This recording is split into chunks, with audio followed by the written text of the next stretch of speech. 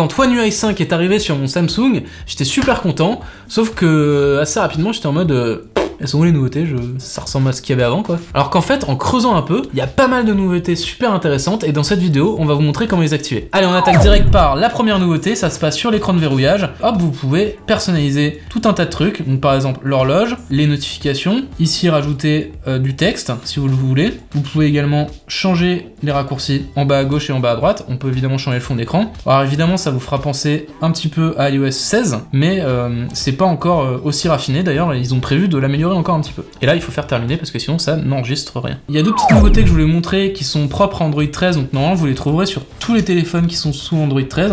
La première, c'est la possibilité d'aller personnaliser les notifications d'une application de manière très fine. Vous voyez, il y a plein de petites catégories là, ça c'est vraiment très cool. La deuxième petite nouveauté sympa qui vient d'Android 13 directement, c'est la possibilité, en allant dans gestion globale tout en bas, de personnaliser la langue de chaque application. C'est-à-dire que par exemple si on veut mettre Reddit comme ici en espagnol, et ben on peut. Ça peut être sympa si vous voyagez à l'étranger ou si vous voulez apprendre une langue. Alors celle-ci je la trouve plutôt drôle, elle permet de personnaliser l'écran lorsque quelqu'un vous appelle. Par exemple là j'ai mon pote Bob, vous voyez, je vais aller dans la fiche de contact, je vais faire modifier, je vais appuyer sur plus et je vais aller changer l'arrière-plan d'appel. Donc voilà, par exemple je vais prendre cette image, je la trouve plutôt sympa. Voilà, donc maintenant quand Bob, j'ai enregistré, voilà, Bob va m'appeler, regardez, et voilà.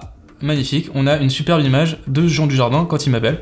On peut faire ça avec des gifs, avec des images, avec ce qu'on veut. Une autre petite nouveauté, là aussi un peu inspirée d'Apple ou de Google Lens, ça dépend comment est-ce qu'on regarde les choses, c'est la possibilité de tirer du texte directement, voilà, d'une photo. Regardez, il l'affiche en bas à droite comme ça, et là on peut faire extraction texte, et voilà, il a récupéré le texte tout seul. Un autre truc qui peut être sympa, si comme moi vous avez un peu parfois du mal à vous concentrer ou à déconnecter de votre téléphone, vous pouvez chercher un nouveau truc qui s'appelle les modes. Hop, on a des modes sommeil, conduite, exercice, on peut les personnaliser comme on veut, mais on peut surtout créer un mode dédié. Donc par exemple, hop, on va personnaliser rapidement, on va l'appeler vidéo, parce qu'on est en train de tourner une vidéo, hein. Mettons que je veux un mode exprès pour ça, et là on peut aller assez loin, on peut faire ne pas déranger, dire les gens qui peuvent quand même me déranger, on peut choisir les applis qui peuvent quand même venir ou pas, on peut modifier des paramètres, on peut aller assez loin, choisir l'échelle de gris, s'il y a un mode son ou pas, le volume, enfin voilà, il y a plein de petites choses, je vous invite plutôt à fouiller vous-même, à aller voir, mais c'est un ajout qui est plutôt sympa aussi. Sur les widgets aussi, alors ça c'était déjà sur One UI 4, mais là ils l'ont un petit peu affiné, on peut faire des piles à partir de n'importe quel widget. Donc regardez, là je clique dessus, ça me propose de créer une pile, et ça permet d'empiler des widgets qui font la même taille les uns sur les autres. Hop, je vous montre, voilà, et du coup maintenant j'ai juste à faire ça, et je passe de l'un à l'autre. Ça permet, quand on aime bien les widgets, et qu'on a envie d'en mettre plein, de pas avoir un écran d'accueil qui est tout bordélique. Non, là on les met tous au même endroit, et on a juste à sweeper de l'un à l'autre. Si vous êtes du genre un petit peu artiste quand vous prenez des photos, vous avez peut-être envie de pouvoir retoucher comme vous voulez les photos après, et pour ça il faut évidemment un mode RAW. Je vous invite à télécharger une application sur le Galaxy Store qui s'appelle Expert RAW, voilà, je l'avais tapé tout à l'heure. C'est une application qui est principalement présente sur les hauts de gamme, donc regardez quand même, je suis pas sûr que ce soit toujours le cas sur les téléphones milieu de gamme. En tout cas, une fois qu'elle est lancée, vous avez plein de petites options qu'on trouve ici, très intéressantes pour vraiment affiner son expérience photo en RAW. Et un autre petit ajout que moi je trouve très intéressant, c'est la possibilité d'afficher les constellations quand on fait de l'astrophotographie. Là par exemple il y a Hydra qui est dans la table.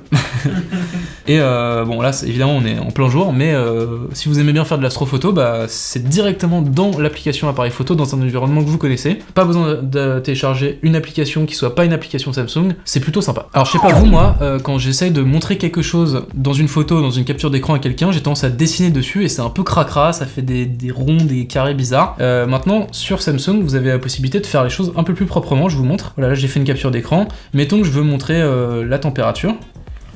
Dans cette capture, je vais pouvoir aller dessiner directement donc un rond par exemple, et si je reste appuyé, hop, ça me fait un rond très propre. Pareil, si je veux faire un rectangle pour entourer ça, j'ai juste à rester appuyé et hop, ça me fait un petit rectangle bien propre. C'est quand même sympa. Un autre truc pas du tout original, puisque Apple le fait aussi, c'est la possibilité d'extraire une personne, un animal, un objet d'une photo et de pouvoir l'amener ailleurs. Bon là, Samsung ils l'ont fait de manière un peu compliquée, donc je vous montre comment faire. Regardez, là j'ai pris une photo de Robin et comme vous pouvez le voir, j'ai fait un autocollant avec. Donc comment ça marche? On appuie sur le petit crayon, on appuie sur le smiley, on va chercher autocollant, comme vous pouvez voir c'est pas super simple hein, comme je le disais, et là on va pouvoir créer un nouvel autocollant, et voilà, j'entoure mon sujet, et le téléphone va tout seul comprendre que je voulais créer un autocollant à partir de Robin, il est magnifique, je fais OK, et voilà, j'ai un Robin deux poches que je peux mettre comme je veux sur n'importe quelle photo, et surtout c'est sauvegardé après dans mes autocollants, donc ça peut être rigolo pour faire marrer vos potes. Un autre truc sympa qui est maintenant directement intégré au Samsung, c'est la possibilité de faire du multiscreen très facilement. Vous avez juste à aller chercher,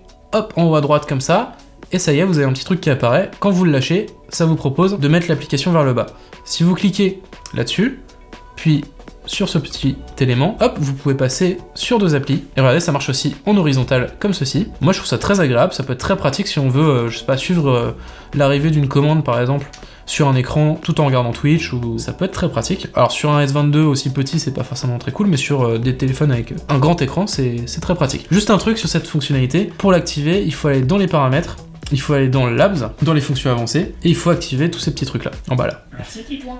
Mais de rien. Voilà, c'était une vidéo peut-être un peu plus légère que d'habitude, mais pourquoi pas, des fois aussi ça peut être cool de savoir comment utiliser son téléphone à fond, du fond, du fond. N'hésitez pas bien sûr à vous abonner à tous nos réseaux sociaux, ils sont tous en description, je vais pas tous les citer. Depuis peu de temps d'ailleurs, pour celles et ceux que ça intéresse, on a un Discord qui est tout neuf. Je vous invite à regarder, on l'a mis aussi en description. C'est très sympa si vous voulez échanger avec la communauté sur des sujets de manière un peu plus informelle. Voilà, n'hésitez pas à y faire un petit coucou, vous êtes les bienvenus. Moi je vous dis à très bientôt sur Frandroid, des bisous.